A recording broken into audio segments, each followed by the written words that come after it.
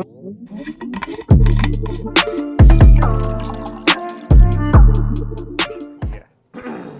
right. Happy Wednesday, everybody. Dr. Muse here with Dr. Ulm for another clinical coffee chat. And before we get started, I'm going to mention again coming up soon, the community lecture series. The first one of 2023 is going to be on January 3rd at 5:30 at the Dublin Library down in the basement. And Dr. Ulm is going to be speaking on the 4 pillars of health. And just to remind you guys, this is free for everybody. So you don't have to be a current patient here. Bring your friends, bring your family. The more the merrier, and we'd love to see you guys come out for that. Yeah, the whole purpose for the talk is basically to just sort of lay out, all the different ways or influences on, living a good, healthy, quality life. And so we're going to cover the 4 different major areas. And the goal is to just sort of expand people's understanding of what goes into health and happiness. And then, maybe just outside of, exercise and diet, identify some things that the people that are coming can actually start tackling and improving the quality of their life in 2023. So we're hoping to start off 2023 on the right foot. We're also going to do a challenge that we will announce there. So please stay tuned for that. But 5:30 Dublin Library, Tuesday, January 3rd.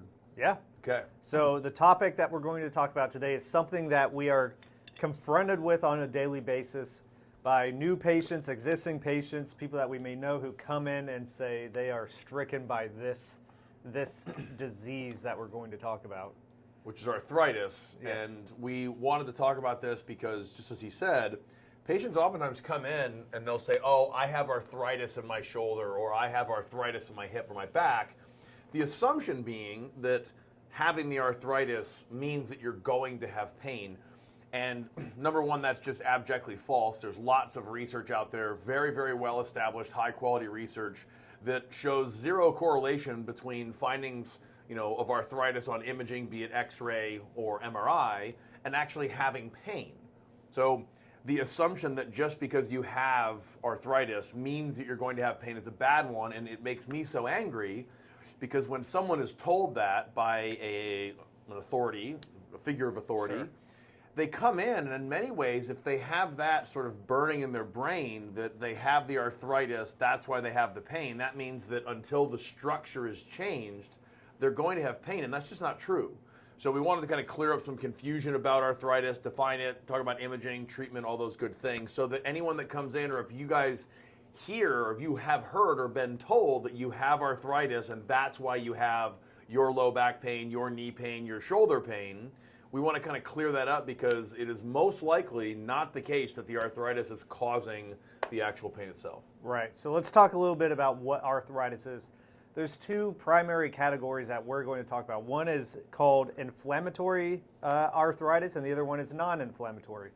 Arthropathies. Arthropathy. My apologies. That tough, difficult word in a podcast. So the inflammatory category is something more of a systemic type condition where we may be looking at things on different kind of x-rays on what you'll see is very typical patterns of degenerative findings, maybe in the hands, maybe in the spine or the hips. These are some of the areas that we may look at. But those kind of arthropathies may require a slightly different treatment approach to it. Now, some of the mechanical stuff we do can still be helpful there, but these are going to be more systemic things that will need a little bit different treatment. They'll be addressed by diet in most cases, because Right. the examples of inflammatory arthropathies, the big ones would be rheumatoid arthritis and also psoriatic arthritis. Mm-hmm. And both of those are variations of autoimmune diseases. Autoimmune diseases being when your immune system identifies part of you, your body, be it the synovial joints as you would see in rheumatoid arthritis, or maybe the skin, or the joints as you might see in psoriatic arthritis. It identifies that tissue as foreign, and so then it attacks the tissue, it accelerates the breakdown process. That's an inflammatory arthropathy. That's one of the categories, and those would be addressed by chemicals being diet, or if necessary, medication. Right. So we're going to focus more on the latter in this one, the non-inflammatory arthritic changes in the body, and that's where we have the majority of people coming in and saying, well, I've had these previous x-rays, I've seen this previous doctor, and they've told me I've got moderate, severe arthritic changes in my spine, knee, hip, shoulder, whatever it may be. That's going to require a little bit different approach. Not saying that the dietary stuff is, depending on the individual, dietary approaches are probably going to be very important in any sort of arthropathy, but we're going to speak a little bit more on the mechanical part, which we focus on a lot here at CCRC. So when we're talking about just this non-inflammatory arthropathy, it's very common if we look at x-rays in anybody of a advanced age. Let's Careful.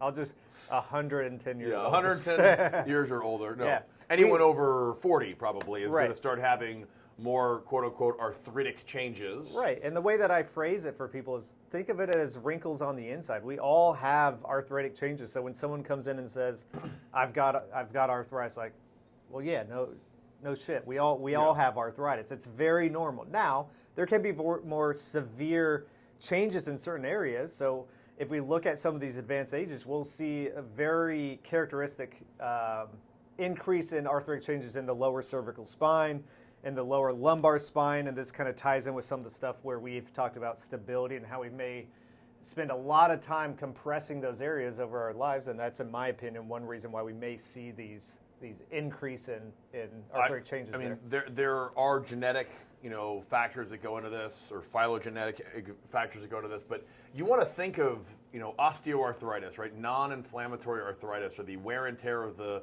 joints, as bony adaptation to instability and force. That's basically all it is. So in the case that he was just saying, you have someone with that really bad forward head posture, or we're going to see rip-roaring increases in this with the phones now. Everyone's sort of looking down at their phone, and that's loading the spine in a way that it's not designed to handle. And so if you have that classic forward head carriage where you're sitting down, your shoulders are rounded forward, and you're pushing your head towards the screen, that's increasing not only the magnitude, but the volume, the time that you are loading the back part of the spine that's not designed to do that. And so then the bone, in response to that force, secondary to the instability, thickens to try to be able to handle the force. As it thickens, then it starts to grow these, osteophytes, little bony,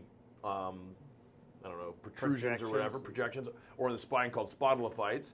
But that's the osteoarthritis, and it is just bony adaptation to force and instability. Mm-hmm. It's really the body's attempt to provide long-term stability for a joint that has been unstable for decades. Really. Right, so like in the case of stenosis, maybe at some point the body deemed that necessary to place that stenotic change there. But then what we see over time is, well, if we're narrowing things like these IVFs, the holes that the nerves come out of, well, then at some point maybe that gives us some kind of an issue. Right. But it had a purpose at some point in time.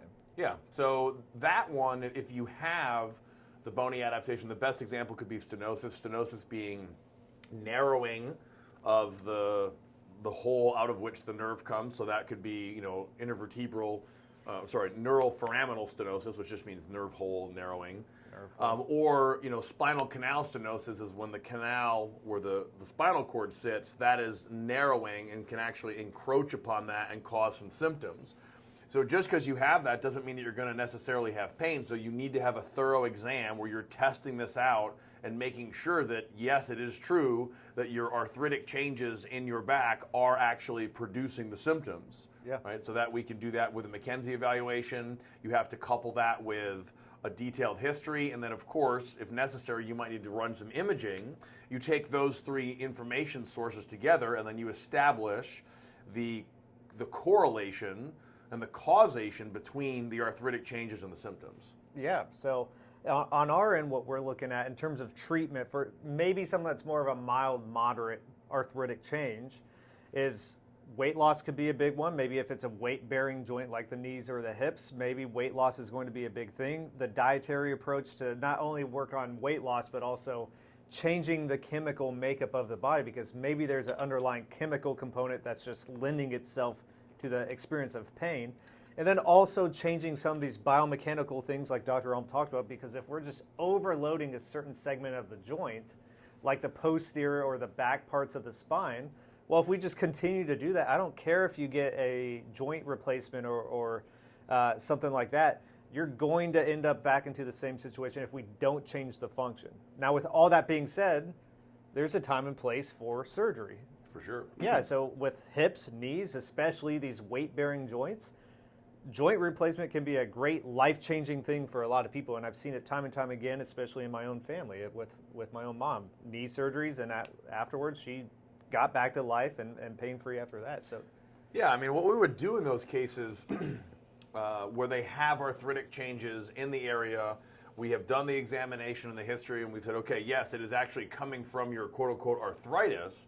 Well, then we can take that functional approach that we talk about all the time, and we can go after some of the causative, or what I call internal causative factors and external causative factors that were driving and fueling that fire that causing the arthritic changes. So one, might be changing, elevating the monitor to where it's holding you in a better neck position. That is addressing an external cause. You can also work on some of the weakness in the neck muscles so that the patient is able to hold themselves in the right position.